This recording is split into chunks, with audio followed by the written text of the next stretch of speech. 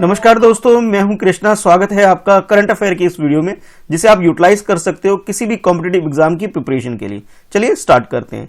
इस क्वेश्चन में आपसे बर्ड फ्लू के बारे में पूछा जा रहा है और इसके रिगार्डिंग में ये आपके पास 3 स्टेटमेंट आपको दे दिए गए हैं। इन तीनों स्टेटमेंट में आपको चूज करना है कि करेक्ट स्टेटमेंट कौन सा है। सबसे पहले फर्स्ट स्टेटमेंट में बोला जा रहा है ये जो वायरस है H5N1, ये डिसीज आप कह सकते हो फैलता है, जो जानवरों में सबसे ज्यादा फैलता है और ये सीवियर कंडीशन क्रिएट कर देता है।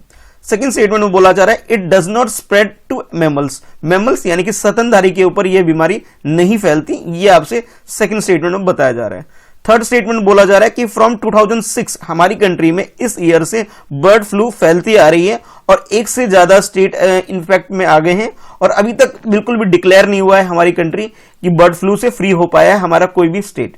तो ये 3 स्टेटमेंट आपके सामने, करेक्ट स्टेटमेंट चूज करना है। ऑप्शन ए के अकॉर्डिंग बोला जा रहा है कि फर्स्ट स्टेटमेंट और सेकंड स्टेटमेंट बिल्कुल करेक्ट है और ऑप्शन बी में आपसे बोला जा रहा है ओनली जो सेकंड स्टेटमेंट है ये करेक्ट है और ऑप्शन सी में आपसे बोला जा रहा है कि फर्स्ट स्टेटमेंट और थर्ड स्टेटमेंट बिल्कुल करेक्ट है। ऑप्शन डी की बात करें, इसमें second statement and third statement आपको करेक्ट बताए जा रहे हैं। चलिए क्वेश्चन अटेम्प्ट कर लीजिए।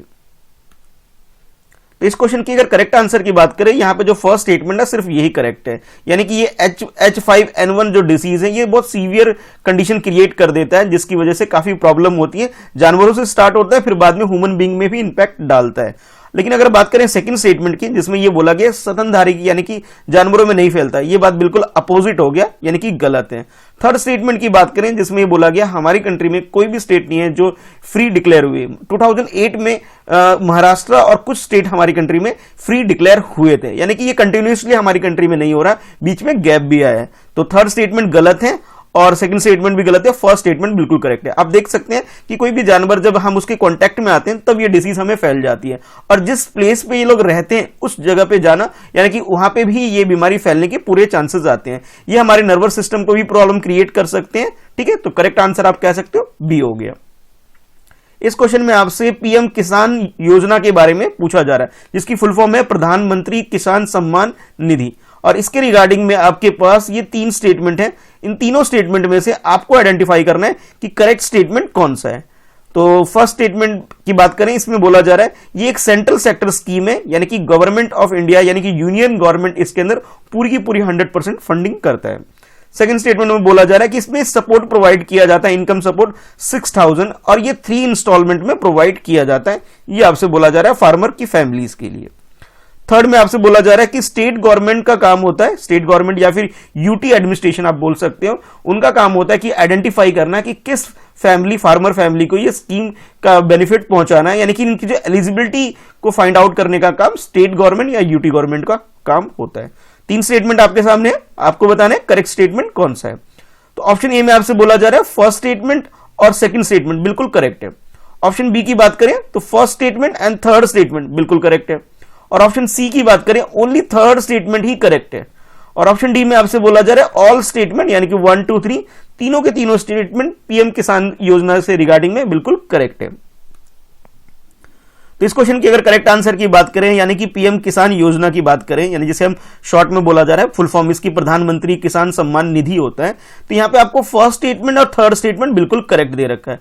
सेकंड स्टेटमेंट में थोड़ी सी मिस्टेक है, इसमें ये जो बोला गया आपसे कि ये 6000 पर ईयर दिया जाता है, पर ईयर दिया जाता है, लेकिन इस इंस्टॉलमेंट 6000 वाली इंस्टॉलमेंट नहीं होती, ये 2000 की इंस्टॉलमेंट होती है, यानी कि आप ये कह सकते हैं 2-2 हजार रुपए की इंस्टॉलमेंट दी जाती है।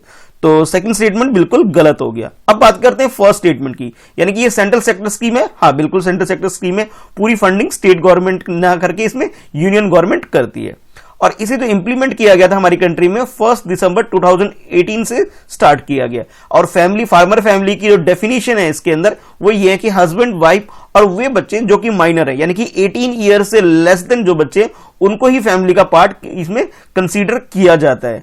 ठीक है, और अगर इसमें ये बात करें इसको आइडेंटिफाई कैसे करते हैं कि किस को ये बेनिफिट पहुंचेगा, तो ये आइडेंटिफिकेशन का काम स्टेट गवर्नमेंट या यूनियन गवर्नमेंट करती है। तो फर्स्ट और थर्ड स्टेटमेंट करेक्ट होने की वजह से बी हमारा आंसर हो जाएगा। इस क्वेश्चन में आपसे panchayat extension to schedule area act 1996 PESA के बारे में क्वेश्चन पूछा जा रहा है, PESH शॉर्ट में बोला जाता है, और इसके रिगार्डिंग में आपके पास ये 3 स्टेटमेंट है। आपको इन तीनों स्टेटमेंट में से आइडेंटिफाई करना है कि कौन सा स्टेटमेंट बिल्कुल करेक्ट है। तो ये जो स्टेटमेंट है आपके सामने, तो सबसे पहले बात करते हैं फर्स्ट स्टेटमेंट की, यानी कि पंचायती एक्ट जो है, जो कि एक्सटेंशन से रिलेटेड है शेड्यूल एरिया के। तो इसमें आपसे बोला जा रहा है कि भूरिया कमेटी जो कि 1995 में एक रिपोर्ट सबमिट की थी इन्होंने, और इस रिपोर्ट के बाद में 1996 में एक एक्ट आया था और जिसका नाम है panchayat extension to schedule area act 1996। इसमें यह प्रोविजन रखा गया कि पार्ट 5 के अंदर जो भी एरिया होते हैं उसके अंदर मॉडिफिकेशन किया गया था, कुछ चेंजेस लाए गए थे पार्ट 5 एरिया जो भी होते हैं। यानी कि आप ये कह सकते हो हमारी कॉन्स्टिट्यूशन के अंदर पार्ट 9 के अंदर जो लिस्ट किया गया है एरिया 5 जो किया, उसके अंदर कुछ चेंज करके कुछ और जगह को भी इसमें ऐड किया गया था। सेकंड स्टेटमेंट में आपसे बोला जा रहा है कि छत्तीसगढ़, गुजरात, हिमाचल प्रदेश और अंडमान निकोबार, ये सारे जो स्टेट है ये इसके अंदर एरिया 5 आता है, ठीक है। और थर्ड में आपसे बोला जा रहा है कि ministry of Panchayati Raj nodal agency है या नोडल मिनिस्ट्री है जो इसके रिगार्डिंग में काम करती है। 3 स्टेटमेंट है, करेक्ट स्टेटमेंट चूज करना है। ऑप्शन ए के अकॉर्डिंग फर्स्ट स्टेटमेंट है, बिल्कुल करेक्ट है ऑप्शन ए के अकॉर्डिंग। ऑप्शन बी की बात करें, इसमें फर्स्ट के साथ साथ आपको ये सेकंड स्टेटमेंट बिल्कुल करेक्ट बताया जा रहा है। और ऑप्शन सी की बात करें तो फर्स्ट स्टेटमेंट और इसके अलावा जो थर्ड स्टेटमेंट है ये बिल्कुल करेक्ट है। और ऑप्शन डी की बात करें तो second statement and third statement ये करेक्ट बताए जा रहे हैं। तो करेक्ट आंसर क्या है, क्वेश्चन अटेम्प्ट कर लीजिए। तो इस क्वेश्चन में जो आपको जो फर्स्ट स्टेटमेंट बताया गया, यानी कि भूरिया कमेटी की एक रिपोर्ट आई थी और उस रिपोर्ट के बाद ही ये एक्ट सामने आया था 1996 में, जिसका नाम है panchayat extension to schedule area act 1996। हाँ, ये बिल्कुल करेक्ट है। और इसकी रिकमेंडेशन के हिसाब से जो ये एक्ट बना था, इसके अंदर अब आज के टाइम पे, प्रेजेंट टाइम पे शेड्यूल 5 के अंदर जो एरिया कंसीडर की जाते हैं वो 10 स्टेट है। और जो आपको जो सेकंड स्टेटमेंट में कुछ स्टेट के नाम दिए गए थे, लेकिन कुछ स्टेट मिसिंग थे इसके अंदर, यानी कि आप ये कह सकते हो सेकंड स्टेटमेंट हमारा गलत है। अब जान लेते हैं कौन कौन से स्टेट इसके अंदर आते हैं। आंध्र प्रदेश, छत्तीसगढ़, गुजरात, हिमाचल प्रदेश, झारखंड, मध्य प्रदेश, महाराष्ट्र, उड़ीसा, राजस्थान और तेलंगाना, यानी कि ये स्टेट हैं जो इस शेड्यूल 5 एरिया के अंदर कंसीडर किए जाते हैं। हाँ, नोडल एजेंसी की बात करें तो मिनिस्ट्री ऑफ पंचायती राज ही इसके अंदर काम करती है। तो फर्स्ट और थर्ड स्टेटमेंट करेक्ट होने की वजह से सी हमारा आंसर हो जाएगा। इस क्वेश्चन में आपसे कुछ ज्योग्राफिकल क्वेश्चन पूछा जा रहा है और मैप से रिलेटेड क्वेश्चन है, एशिया कॉन्टिनेंट से ही है, ज्यादा मुश्किल नहीं है। पहले स्टेटमेंट देख लेते हैं, उसके बाद आपको बताना है कि इसमें इनकरेक्ट स्टेटमेंट कौन सा है। तो सबसे पहले आपसे बोला जा रहा है कि मलक्का स्टेट की बात करें तो ये सेपरेट करता है मलेशिया को और इंडोनेशिया को। ये स्टेटमेंट 1 में आपसे बोला गया। स्टेटमेंट 2 में आपसे बोला जा रहा है स्ट्रेट ऑफ होमरूज जो है, होमरूज, वो सेपरेट करता है ओमान को और ईरान को। तो ये 2 स्टेटमेंट आपके सामने है, आपको गलत स्टेटमेंट जो सा भी वो चूज करना है, वही आपका आंसर होगा। ऑप्शन ए में आपसे बोला जा रहा है कि फर्स्ट स्टेटमेंट गलत है, ऑप्शन बी में बोला जा रहा है सेकंड स्टेटमेंट गलत है, और ऑप्शन सी में आपसे बोला जा रहा है दोनों ही स्टेटमेंट बिल्कुल गलत दे रखे हैं आपको। और ऑप्शन डी की बात करें जिसमें आपसे बोला जा रहा है कि neither one not two, it means ये दोनों स्टेटमेंट गलत नहीं है, सही है, ये आपसे बोला जा रहा है। तो करेक्ट स्टेटमेंट आपके हिसाब से क्या है उस हिसाब से देखिए, और यहां पे ध्यान रखना है आपको ये कि गलत स्टेटमेंट आपका आंसर होने वाला है। चलिए क्वेश्चन अटेम्प्ट कर लीजिए। तो इस क्वेश्चन की करेक्ट आंसर की बात करें तो यहाँ पे दोनों जो स्टेटमेंट आपको दे रखे हैं बिल्कुल ही करेक्ट हैं, लेकिन क्वेश्चन में आपसे बोला गया कि इनमें से कौन सा गलत है। तो आप कह सकते हैं दोनों में से कोई सा भी स्टेटमेंट गलत नहीं है।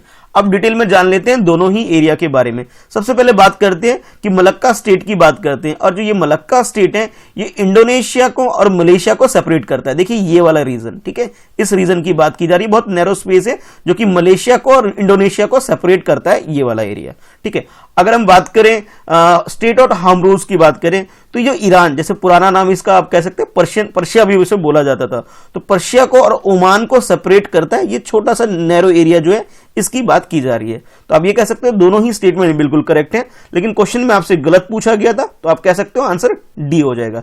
एक बार इसे वर्ल्ड मैप में देख लीजिए, ज्यादा क्लियर हो जाएगा आपको कि दोनों एरिया के बारे में।